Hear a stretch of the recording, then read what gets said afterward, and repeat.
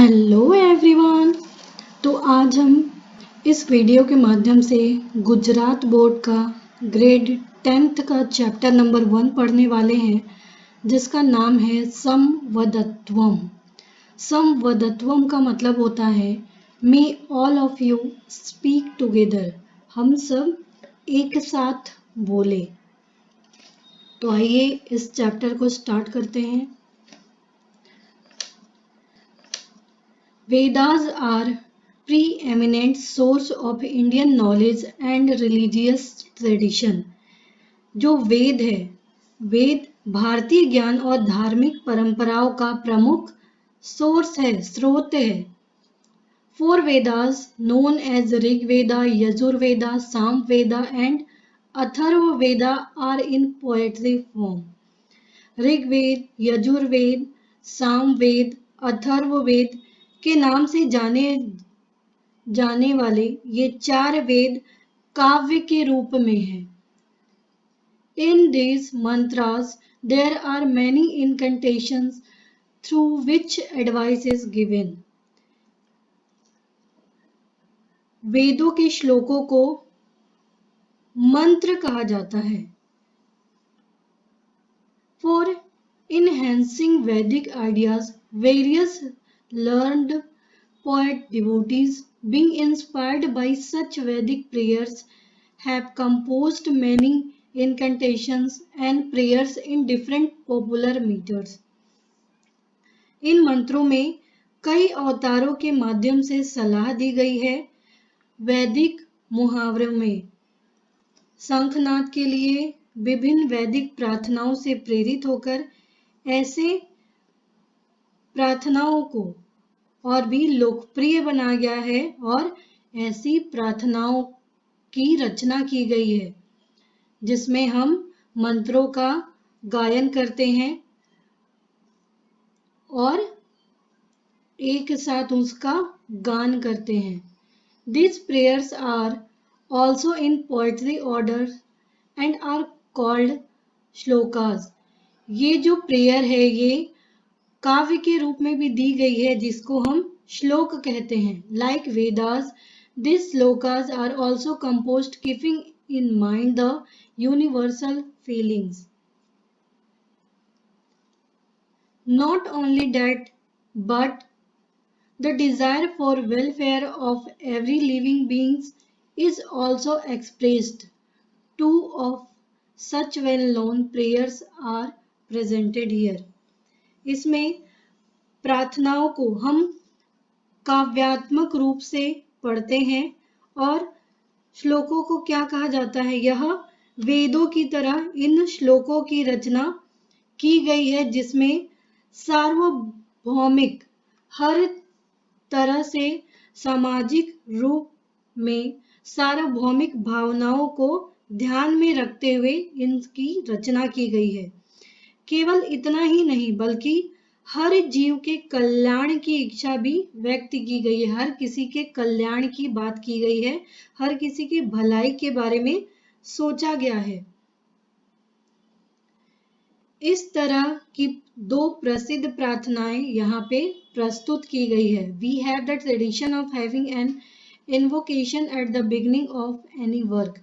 Following the same tradition, let us begin our learning of Sanskrit with these mantras and shlokas। किसी भी काम की शुरुआत करने से पहले हम मंत्रों का उच्चारण करते हैं, तो उसी ट्रेडिशन को फॉलो करते हुए संस्कृत की शुरुआत हम मंत्रों और श्लोकों के गायन से करते हैं। The mantra of Rig Veda selected in the lesson preaches about social behavior। इसमें उसी परंपरा का पालन करते हुए हमें इन मंत्रों और श्लोकों के साथ संस्कृत के बारे में पढ़ना चाहिए, शुरू करना चाहिए। पाठ में चयनित जो ऋग्वेद से श्लोक लिए गए हैं, इसमें सामाजिक व्यवहार के बारे में उपदेश दिया गया। सामाजिक बिहेवियर, सोशल बिहेवियर कैसा होना चाहिए, इसके बारे में उपदेश दिया गया है। सेकेंड मंत्र सिलेक्टेड फ्रॉम यजुर्वेद। सेकेंड मंत्र है वो यजुर्वेद से लिया गया है। is a prayer for removing evils, vices, whereas in third mantras of Atharvaved, an advice is given which should be a model of family life. The last two verses reveal the good wishes for the welfare of entire society and country. पाठ में जो यजुर्वेद से चयनित जो दूसरा श्लोक है उसमें बुराइयों और कुरीतियों को दूर करने के लिए प्रार्थना की गई है। तीसरा श्लोक जो अथर्ववेद से लिया गया है इसमें पारिवारिक जीवन का एक माध्यम कैसा होना चाहिए ये बताया गया है। अंतिम दो छंद में पूरे समाज और देश के कल्याण के लिए शुभकामनाएं दी गई हैं। तो आइए इन श्लोकों को शुरुआत करते हैं। पहला है समगच्छत्वम समवदत्वम समवो मनांसि जानताम देवा भागम यथा पूर्वे समजानाना उपासते।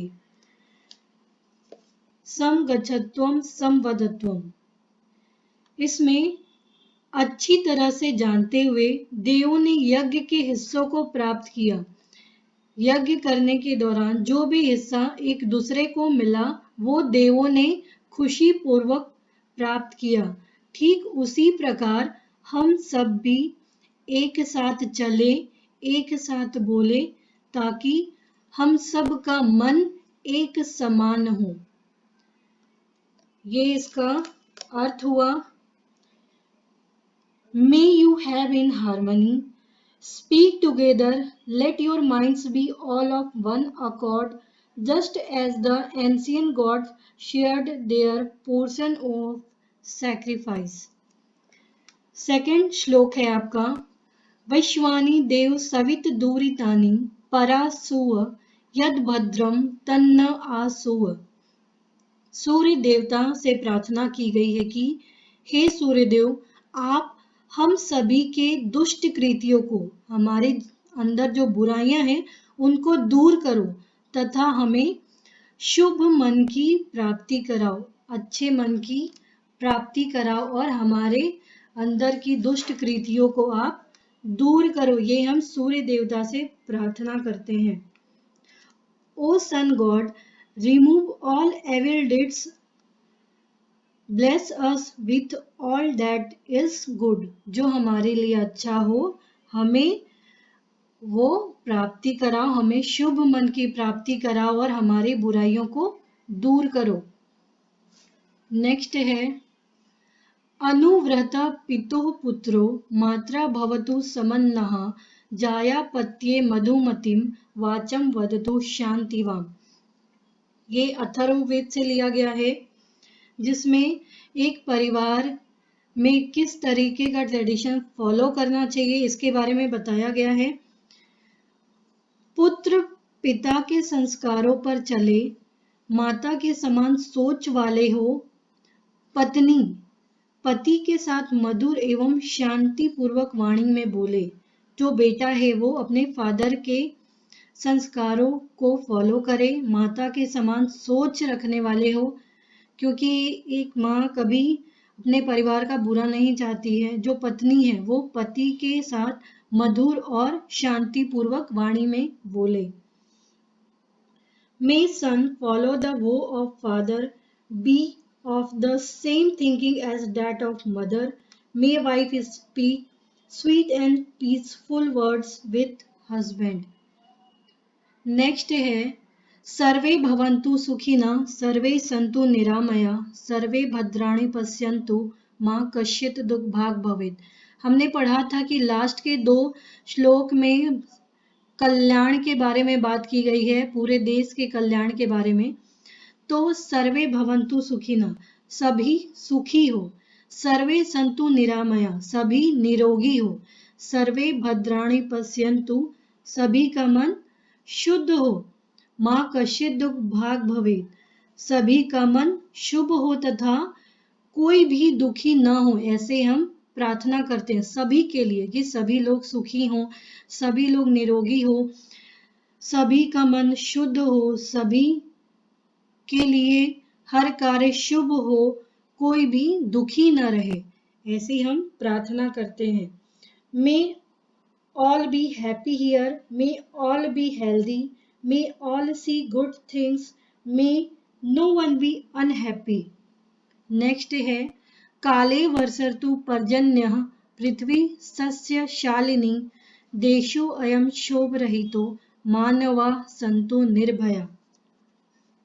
इसमें ये कहा गया है कि बारिश समय पे हो, वर्षतु पर्जन्य काले समय पर, बारिश समय पर हो, पृथ्वी शस्यशालिनी, पृथ्वी जो है शस्यशालिनी, पृथ्वी धन से संपन्न हो, धन और धान से संपन्न हो, देशो अयम क्षोभ रहितो मानवा संतु निर्भया, देश है वो क्षोभ रहित हो, किसी को किसी प्रकार का डर ना हो, तथा मानव निर्भय हो, निर्भय या निडर हो।